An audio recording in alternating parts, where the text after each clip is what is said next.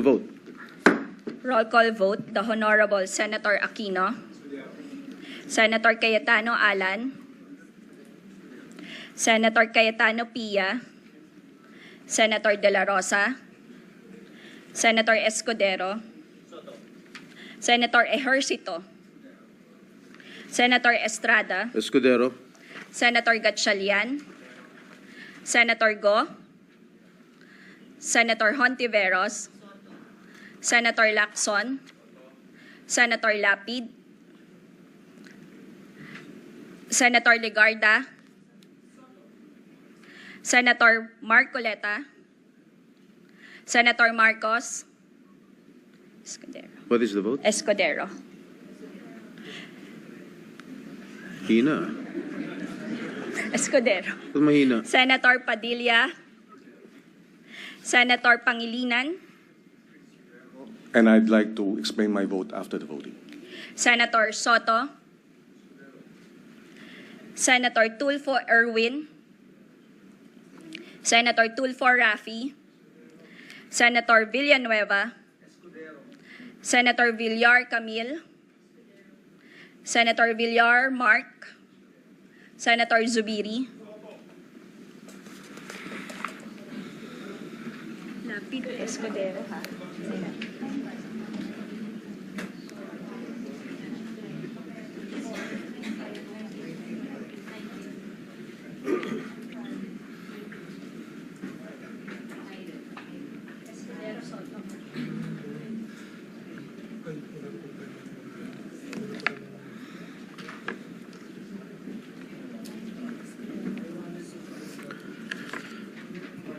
There are 19 votes in favor of Senator Francis Chis Escudero and 5 votes in favor of Senator Vicente Soto.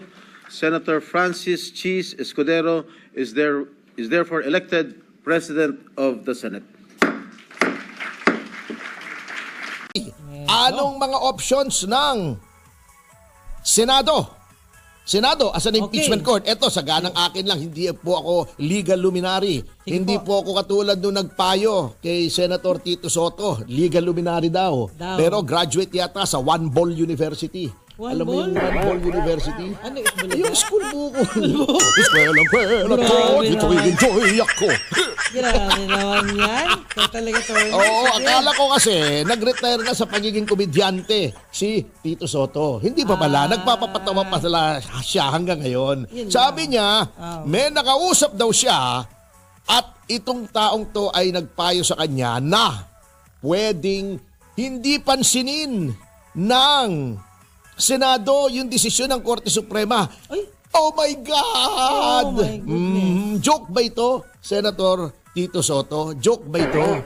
Hindi po nyo pwedeng i-disregard. Ngayon, may nagsabi magbobotohan pa daw. Oh? In my humble opinion, even that, wag nyong dapat gawin. Bakit? Kapag nagbotohan ang Senado, kung susundin o hindi ang Korte Suprema, it sends the message na optional ang pagsunod sa Korte Suprema. Hindi po ganun. Tama. Parang E paano? Kung ang boto ng karamihan ng senador ay tuloy, i-disregard nyo yung Korte Suprema, hindi nyo pwedeng gawin yan.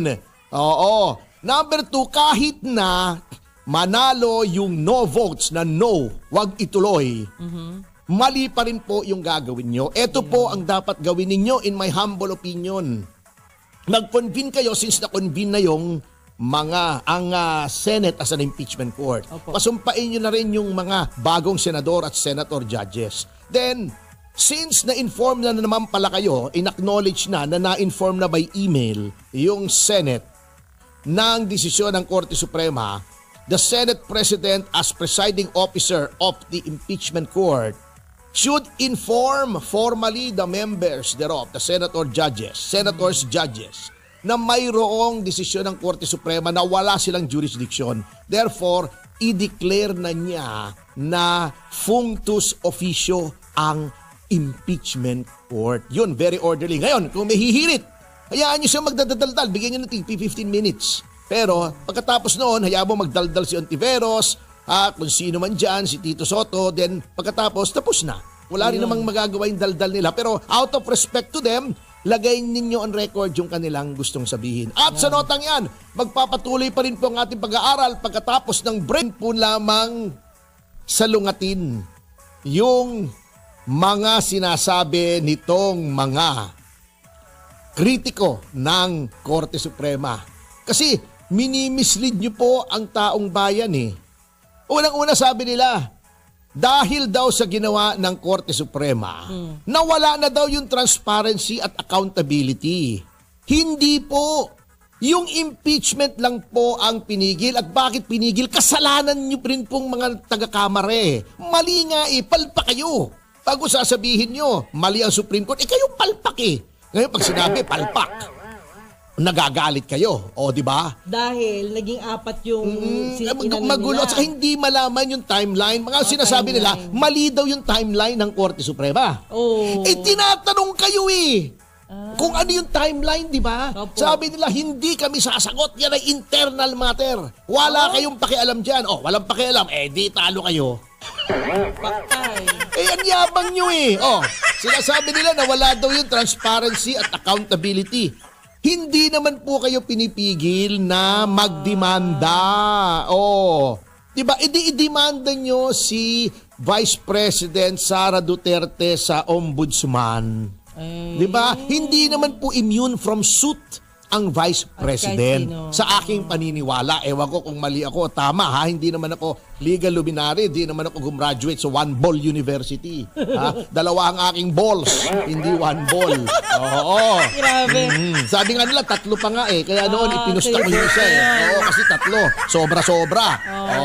Anyway, bakit hindi nyo idemanda administratively? Pwede naman po. Pwede. Ang dami nyo pang paraan laban kay Vice President Sara Duterte. Walang sovereign immunity. Hindi katulad ng Pangulo, impeachment lamang. Nililin lang nyo yung taong bayan eh. Pambihira kayo.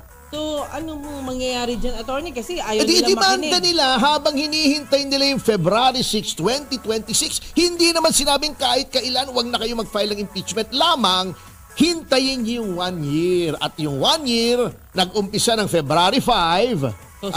So 1 year from February 5 is February 6. Yan. Hindi po inamyendahan ng Korte Suprema ang konstitusyon. Wala pong sinabi ang Korte Suprema na wala sa konstitusyon o mga kaso na dati nang napagdesisyonan ng Korte Suprema. Noong pa. Mga precedents.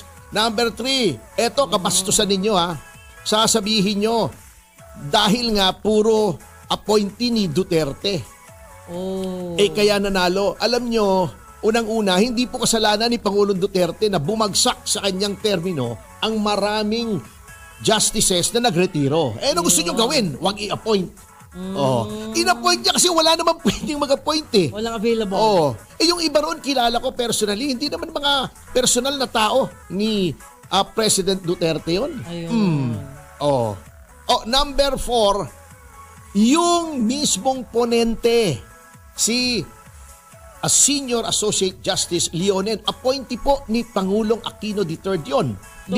Ayan pala eh. Kasi this is how it goes mga kasama. Hindi kasi marunong sa korte yung mga hindi abogado. Alam niyo po, hindi ko minamalit ng hindi abogado. Kasi ako, pagdating sa health ko, katulad niyan, sa Biyernes, magpapatingin ako sa doktor.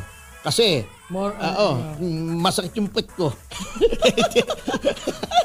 Grabe tayo si attorney, Pwede ko i-google ano bang mga sanhi ng pagsakit ng puwet. Pero hindi ko gagamutin yung sarili ko.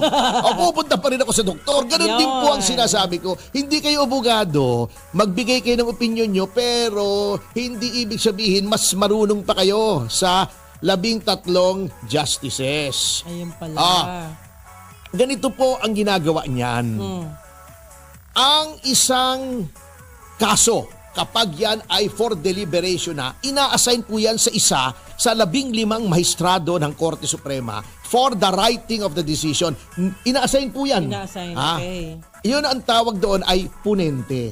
Ponente. Ang ginagawa po ng punente, gagawa po siya ng isang draft na para sa kanya, yun ang dapat maging desisyon ng Korte Suprema. Okay. Yung draft na yon ay isi-circulate sa lahat ng justices. Ngayon sila ay magdi-deliberation, ibig sabihin pag-uusapan nila. Pagpupulong sila, i-discuss niya. Bakit ba ito ang desisyon mo? Kasi ganon-ganon, ididepensahan niya yun. Opo. Magbibigay naman kanya-kanyang mga legal opinions yung mga ibang justices. Yung marunong. Then, magbobotohan. Ito po ang nangyayari pagbotohan. Kung ikaw ay sang-ayon doon sa ginawa, in this case ni Senior Associate Justice Leonen, Opo. you will give your assent. Aha. Oo. Assent. Papayag ka. Concurring opinion. Magko-concur ka. Opo. Kung ayaw mo sa ginawa ng ponente, you will dissent. Ngayon, kung mas marami ang ayaw doon sa ginawa ni Senior Associate Justice Leonen, Oh. may isa sa mga, halimbawa, nagbotohan. Ang naging botohan ay 10-5. Okay. Isa doon sa 10 na hindi sumang-ayon doon sa ginawa ng ponente, ang tawag doon ay ponensya. Ponensya. Siya ang gagawa ng majority opinion. Ayun. Yung ponensya na na-outvote, na hindi sinang-ayunan ng karamihan, magiging dissenting opinion. Ayun. Yan, okay. Ang nangyari rito, yung ponensya ang naging majority opinion. At walang nag-dissent. Ah, Kung kasi na-outvote si Mr. Justice Leonen, Okay. magiging dissenting opinion yung ponensya niya. Valencia.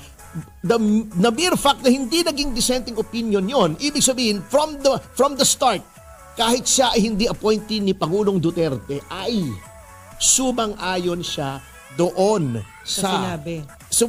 sang-ayon yung karamihan sa sinabi niya. Sa sinabi niya. Bagamat hindi siya maka-Duterte. Sapagkat yun po ang tama. Basahin niyo po more than 90 pages. Pagtiyagaan niyo kasi bago kayo kumuda. At kung hindi kayo abogado, kumuha kayo ng totoong legal luminary. Ngayon, eto panghuli na ito.